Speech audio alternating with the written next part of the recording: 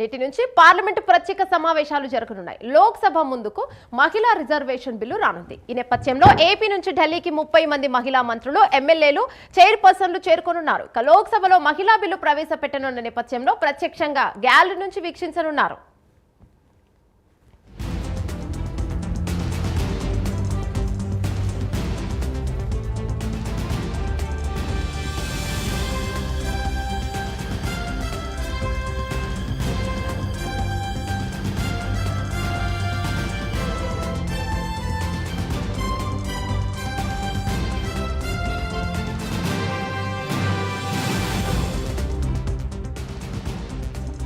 ఉందండి. ఈరోజు నారీ శక్తి అభినయం అనే ఒక యాక్ట్ మనకి ఈరోజు ఇంప్లిమెంట్ అవ్వడానికి, అమెండ్మెంట్ అవ్వడానికి, ఆ బిల్ని ప్రత్యక్షంగా చూడడానికి మేము పార్లమెంట్కి రావడం అనేది చాలా హ్యాపీగా ఉంది. ఎందుకంటే ఇది ఈరోజు నిన్న పోరాటం కాదండి, ఇది 30 సంవత్సరాల నుంచి మహిళలందరూ ఎదురు చూస్తున్న ఒక రోజు. 30 సంవత్సరాల మహిళల నిరీక్షణకు దక్కిన గౌరవం అనేది చెప్తాను నేను. అదేవిధంగా ఈ బిల్ ఈరోజు అమెండ్మెంట్ అవ్వడానికి ప్రధానమైన పిల్లర్ ఎవరైనా ఉన్నారంటే అది నరేంద్ర మోదీ గారండి. His vision to transform Beti to a leader. అది మాత్రమే ఓట్ బ్యాంక్గా కాకుండా ఒక పవర్ బ్యాంక్గా ఇండియన్ లాస్ మేక్ చేసే, ఒక చట్టాలని రూపొందించే ఒక శక్తిగా మహిళల్ని చూడడం వల్ల ఈరోజు అయింది. బేటీ బచావో బేటీ పడావో అన్న మాట పోయి బేటీ జీతావో బేటీ లడావో అన్న రోజుకి ఈరోజు నరేంద్ర మోదీ గారు తీసుకొచ్చారు. అదేవిధంగా మన రాష్ట్రం కూడా ఎప్పటి నుంచో మహిళల సాధికారతకు పెట్టింది పేరుగా ఆంధ్రప్రదేశ్ నిలబడింది. ఒకప్పుడు డ్వాక్రా సంఘాల ద్వారా, స్వయం సహాయక సంఘాల ద్వారా మహిళల చాలా హ్యాపీగా అనిపిస్తుందమ్మా మహిళా బిల్ల పెట్టడం అనేది. అంటే ఇంతకుముందు కీర్తిశేషులు నందమూరి తారక రామారావు గారే మహిళలకు కూడా చైతన్యం కూడా తీసుకొచ్చారు. దాంట్లో భాగంగా మా నాయకుడు చంద్రబాబు నాయుడు గారు కూడా అదేవిధంగా మహిళలకు కూడా పెద్దపీట వేశారు. ఈరోజు మహిళా బిల్లు పెడతా అంటే చాలా ఆనందంగా ఉంది. ఇక్కడ మాకే కాదు, గ్రామాల్లో ఉండే ప్రతి ఒక్క మహిళా ఆడబిడ్డలందరికీ కూడా ఈరోజు మహిళా బిల్లు ఈరోజు పెడుతున్నారు. అంటే సక్సెస్ అవుతుంది, పాస్ అవుతుంది. ఇది చూడాలనేది అందరూ టీవీల ముందు కూడా ఈరోజు 1000 కళ్ళతో ఎదురు చూస్తున్నారు. తప్పకుండా మహిళా బిల్లు పాస్ అవుతుందని కూడా చాలా హ్యాపీగా అనిపిస్తుందమ్మా మహిళా బిల్ల పెట్టడం అనేది. అంటే ఇంతకుముందు కీర్తిశేషులు నందమూరి తారక రామారావు గారే మహిళలకు కూడా చైతన్యం కూడా తీసుకొచ్చారు. దాంట్లో భాగంగా మా నాయకుడు చంద్రబాబు నాయుడు గారు కూడా అదేవిధంగా మహిళలకు కూడా పెద్దపీట వేశారు. ఈరోజు మహిళా బిల్లు పెడతా అంటే చాలా ఆనందంగా ఉంది. ఇక్కడ మాకే కాదు, గ్రామాల్లో ఉండే ప్రతి ఒక్క మహిళా ఆడబిడ్డలందరికీ కూడా ఈరోజు మహిళా బిల్లు ఈరోజు పెడుతున్నారు. అంటే సక్సెస్ అవుతుంది, పాస్ అవుతుంది. ఇది చూడాలనేది అందరూ టీవీల ముందు కూడా ఈరోజు 1000 కళ్ళతో ఎదురు చూస్తున్నారు. తప్పకుండా మహిళా బిల్లు పాస్ అవుతుందని కూడా చాలా చాలా సంతోషంగా ఉందండి. Thanks to Modiji. ఈ రోజున ఎన్డీఏ కూటమి ఆధ్వర్యంలో ఒక చారిత్రాత్మకమైనటువంటి ఒక నిర్ణయం మహిళా బిల్లు మీద తీసుకోవటం చాలా చాలా సంతోషంగా ఉంది. ఎందుకంటే మహిళలకి అవకాశం ఇస్తే కనుక వాళ్ళు దేన్నైనా సాధిస్తారు. ఈ రోజున మన దేశాన్ని ముందుకు తీసుకెళ్లటంలో కూడా మహిళల పాత్ర ఉండటం చాలా చాలా సంతోషంగా ఉంది. గౌరవ ప్రధానమంత్రి గారి మోడీ గారికి, అదేవిధంగా మన ఆంధ్రప్రదేశ్ రాష్ట్ర ముఖ్యమంత్రి వర్యులు శ్రీ చంద్రబాబు నాయుడు గారికి, లోకేష్ బాబు గారికి, పవన్ కళ్యాణ్ గారికి, అందరికీ ఎంపీలకి అందరికీ కూడా ప్రత్యేక ధన్యవాదాలు తెలియజేస్తున్నామండి. Thank you so much. నిజంగా చాలా సంతోషంగా ఉందండి. ఎందుకంటే ఇది కేవలము ఏదో మహిళా బిల్ అంటే అది పాస్ అవుతుంది అనేది కాదు, కానీ ఈరోజు అది విట్నెస్ చేయడానికి మేమందరం ఢిల్లీకి రావడం అనేది చాలా సంతోషకరంగా ఉంది. ఎందుకంటే ఇప్పుడు పార్లమెంట్లో, లోక్సభలో కావచ్చు, రాజ్యసభలో కావచ్చు ఎటువంటి డిస్కషన్లు జరుగుతాయి, అపోజిషన్ దీన్ని ఏ విధంగా తీసుకుంటుంది, ఎటువంటి ఇంకా నిర్ణయాలు తీసుకోవచ్చు అనేది ఒక హెల్తీ డిస్కషన్ కూడా జరుగుతుందని అనుకుంటున్నాము. ముఖ్యంగా మహిళలందరి తరపు నుంచి ఏదైతే కేవలం రాజకీయం కోసం ఉపయోగించుకునే పదాన్ని ఈరోజు మహిళా బిల్ ఏదైతే ఉందో అది ఈరోజు రియాలిటీలోకి రావడం అనేది నిజంగా మహిళలందరికీ, దేశంలో ఉన్న మహిళలందరికీ కూడా ఒక రక్షణలాగా ఈ బిల్లు ఉంటుందని మేమందరం కూడా అనుకుంటున్నాము. తప్పకుండా తెలుగుదేశం పార్టీ తరపు నుంచి ఏవైతే కూటమి ప్రభుత్వం నుంచి మహిళలు ఈరోజు ఆంధ్రప్రదేశ్ నుంచి వచ్చారో, ఇతర రాష్ట్రాల నుంచి కూడా దీన్ని విట్నెస్ చేయడానికి చాలామంది వచ్చారు. ఇది ఈ బిల్ అనేది వచ్చే తరాలు కూడా గుర్తుండిపోయేలాగా ఉంటుందని మేము అనుకుంటున్నాం. చూడండి, నష్టం ఏ విధంగా జరుగుతుంది అనేది కూడా మనం అన్ని విధాలుగా ఆలోచించే ఈ స్థాయికి వస్తుంది.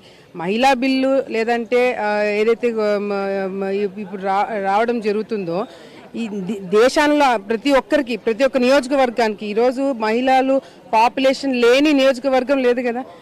ఎక్కువ ఏ నియోజకవర్గం తీసుకున్నా ఎక్కువ శాతము మహిళలే ఉన్నారు. అందుకే ఈరోజు మహిళా బిల్లు పెట్టడం జరుగుతుంది. ఈరోజు మనము గ్రామంలో చూస్తున్నాం, మహిళలకి కొన్ని చోట్ల రిజర్వేషన్ ఉన్నా కూడా ఏ విధంగా మహిళలు ముందు పెట్టి వెనకాల వాళ్ళ భర్తలో వాళ్ళ అన్నలో. ఇది చాలా హిస్టారికల్ డెసిషన్ మేకింగ్ డే. ఈరోజు పార్లమెంట్లో, రేపు రాజ్యసభలో ఈ బిల్ని పాస్ చేయడమే కాదు, తీర్మానం జరుగుతుంది.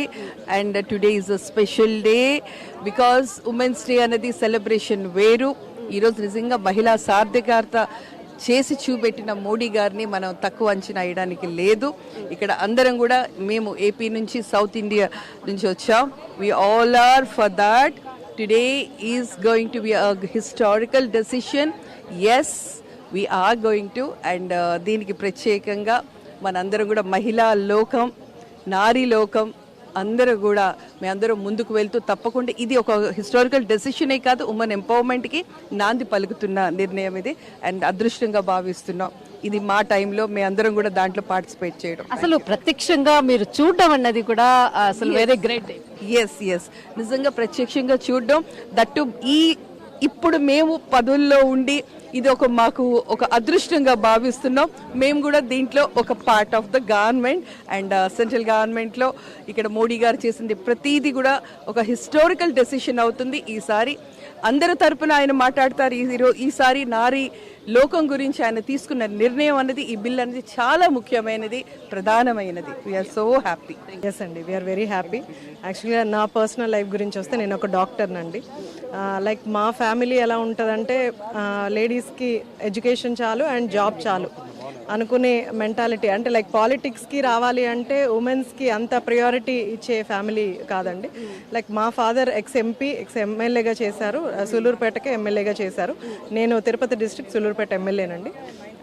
సో మా ఫాదర్ నుంచి ఎవరైనా నెక్స్ట్ రావాలి అంటే అందరూ మా బ్రదర్స్ని అడిగేవాళ్ళు, మీకు ఇంట్రెస్ట్ ఉందని. నన్ను ఎవరు అడిగేవాళ్ళు కదా. అంటే అలా ఉండేది, లైక్ ఉమెన్ పాలిటిక్స్లోకి వద్దు అన్నట్టు, డేంజర్ అనో లేకపోతే అందరితో ఎలా మేనేజ్ చేస్తారనో ఇలాంటివన్నీ. బట్ అలాంటి సొసైటీలో నుంచి కూడా చంద్రబాబు నాయుడు గారు మాలాంటి చదువుకున్న వాళ్ళని, ఉద్యోగస్తుల్ని అండ్ యువతని తీసుకొని పాలిటిక్స్కి రావడం నిజంగా. అసలు ఒక డాక్టర్ ఒక పాలిటిక్ లోకి రావడం అనేది పెద్ద, అంటే ఆ ప్రొఫెషన్ వదిలిపెట్టి అసలు ఎలా దీంట్లోకి ఎంట్రీ? సార్, చంద్రబాబు నాయుడు గారు నన్ను డిసైడ్ చేసి అండ్ ఇక్కడ దాకా తీసుకొచ్చారు. ఎమ్మెల్యేగా డిసైడ్ చేశాక యాక్చువల్గా నాకు కూడా పాలిటిక్స్ అంటే అంత ఇంట్రెస్ట్ లేదండి. లైక్ నాదున్న ఫీల్డ్ ఎడ్యుకేషన్ అంతా మెడిసిన్ కాబట్టి, ఎంబీబీఎస్ చదివాను కాబట్టి నా ఇంట్రెస్ట్ అంతా దాని మీద ఉంది. అండ్ చంద్రబాబు నాయుడు గారు ఇచ్చిన తర్వాత నా మీదే డౌట్ వచ్చింది, నేను చేయగలనా అని. నెక్స్ట్ నన్ను నేను మోటివేట్ చేసుకొని ఈరోజు స్టార్టింగ్ నాకు పాలిటిక్స్గా ఇంట్రెస్ట్ సీట్ వచ్చినప్పుడు నేను మైక్ పట్టుకోవడానికే భయపడుతున్నా. నేను ఈరోజు మంచిగా మాట్లాడుతూ, ఎందుకంటే చంద్రబాబు నాయుడు గారు అంత కృషి చేస్తారు అండ్ అంత వర్క్ చేస్తారు కాబట్టి ఆయన ఇన్స్పిరేషన్తో we're very happy and we're working hard. ఈరోజు ఏదైతే 11 గంటలకు ప్రత్యక్షంగా చూసేటటువంటి ఒక గ్రేట్ మూమెంట్ అనుకోవచ్చు, ఎలా ఫీల్ అవుతున్నారు అసలు? అంటే మీరు ఎమ్మెల్యేకి సంబంధించింది అసెంబ్లీలోనే ఉంటారు మ్యాక్సిమం, అంటే అమరావతిని దాటిటు రారు, కానీ పార్లమెంట్లో మొట్టమొదటిసారిగా హౌ టు యూ ఫీల్? అసెంబ్లీలోకి స్టార్టింగ్ అడుగుపెట్టినప్పుడు చాలా గ్రేట్గా ఫీల్ అయ్యాను. ఎందుకంటే ఐఎమ్ వెరీ ప్రౌడ్ బికాజ్ నా ఉద్యోగం వేరే కాబట్టి, నా స్టడీస్ వేరే కాబట్టి నాకు ఉన్నింది. అండ్ ఇప్పుడు పార్లమెంట్కి వచ్చి ఉమెన్ అమెండ్మెంట్ బిల్ని పాస్ చేసేటప్పుడు గ్యాలరీలో ఉండి చూడడం నా గ్రేట్ అని చెప్పచ్చు. Like we are feeling very proud అండి. ఈరోజు చాలా హ్యాపీగా ఉందండి. ఎందుకంటే దీంట్లో భాగస్వామ్యంగా ముఖ్యంగా ఉండడం చాలా అదృష్టంగా ఫీల్ అవుతున్నాం. ఉమెన్ అమెండ్మెంట్ బిల్లుపై అంటే పార్లమెంట్లో మేము భాగస్వామ్యం అయ్యేటందుకు చాలా సంతోషంగా ఉంది. నిజంగా మహిళలకి 33% ఇవ్వడము చాలా అదృష్టంగా ఫీల్ అవుతున్నాం మహిళలందరూ కూడా. నిజంగా ఇది చాలా ఎప్పటి నుండో ఉన్నటువంటి కళ మరి ఈరోజు నెరవేరబోతుంది. కాబట్టి అందరు కూడా, మహిళలందరూ కూడా చాలా హ్యాపీగా ఫీల్ అవుతారు. ఎందుకంటే ఇప్పుడు ఒక చిన్న స్థాయి నుండి చాలా పెద్ద స్థాయి వరకు చాలామంది మహిళలు ఉన్నారు. ఏదైనా సాధించాలి అంటే మరి మహిళలతోనే సాధ్యం అవుతుంది అనేదే చెప్పాలి. కాబట్టి అంటే ఈరోజు 33% ఈరోజు బిల్లు పాస్ అవుతుంది. కాబట్టి చాలా సంతోషం. మారుమూల ప్రాంతాల్లో ఉన్నటువంటి గిరిజనులకు కూడా ఇది చాలా ఉపయోగపడుతుంది. वुमेन्स एमेंडमेंट बिल के ये मौके पे इधर आने के लिए, पार्लियामेंट में जाने के लिए और ये देश के राजधानी में आने के लिए बहुत खुशी है मेरे को. मैं बहुत बार आई थी इधर वर्कशॉप के लिए, मीटिंग के लिए, लेकिन आज की खुशी अलग है. आज की खुशी अलग है. मैं Zakia Khanam MLC deputy chairperson विधानसभा आंध्र प्रदेश से आई हूँ. बीजेपी पार्टी से हूँ मैं. आज औरतों को एक बड़ी खुशी का दिन है क्योंकि हमारे देश के वज़ीर आज़म श्री नरेंद्र मोदी जी का ख्वाब लेडीज़ हमारे जब बाहर आने में बहुत मुश्किल है. बहुत मुश्किल है. ख़ास करके माइनॉरिटी वुमेन ख़ास करके बाहर आने के लिए बहुत पीछे रह जाते हैं. लेकिन आजकल तो ज़्यादा एक्चुअली आपका जो कैटेगरी से बाहर आने में बहुत मुश्किल है. बहुत मुश्किल है. लेकिन मैं हिम्मत करके आई थी जब, वो भी ईश्वर की कृपा है, अल्लाह की कृपा है. आजकल तो ज़्यादा लोग माइनॉरिटी मुस्लिम भी पढ़ते हैं और जॉब्स भी करते हैं और राजनीति में आए हैं बहुत से लोग. लेकिन आंध्र प्रदेश से ओनली वन माइनॉरिटी वुमेन मैं एक ही हूँ. और थैंक यू.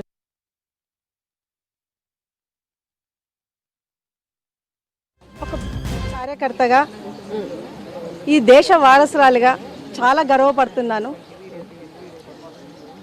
భారతదేశము ఒక యోధుని చేతిలో ఉంది, మహిళలకు భద్రత ఉంది అన్న విషయం ఈ బిల్లుతో అందరికీ అర్థమైపోతుంది.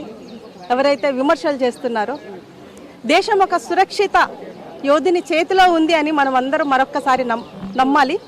ఎందుకంటే 33% రిజర్వేషన్ బిల్లు మహిళలకు ఇస్తే చట్టసభలలో స్థానాలు ఎక్కువ అవుతాయి, ఎమ్మెల్యేస్ వస్తారు, ఎంపీస్ వస్తారు ఇలా అనుకుంటున్నారు. కానీ ఒక గ్రామీణ ప్రాంతం నుండి, అట్టడుగు నుండి ఒక మహిళ చైతన్యవంతురాలై ఒక నాయకత్వ లక్షణాలు మొదలవుతున్న దానికి ఇది ఒక నాందిగా మేము భావిస్తున్నాము.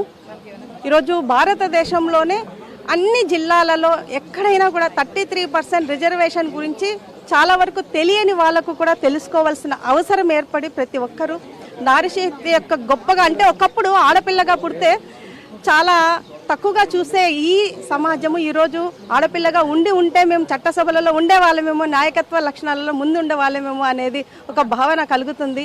ఇప్పటికైనా ఈ తారతమ్యం ఏదైతే ఉందో అది కంప్లీట్గా కనుమరుగయ్యే దిశ.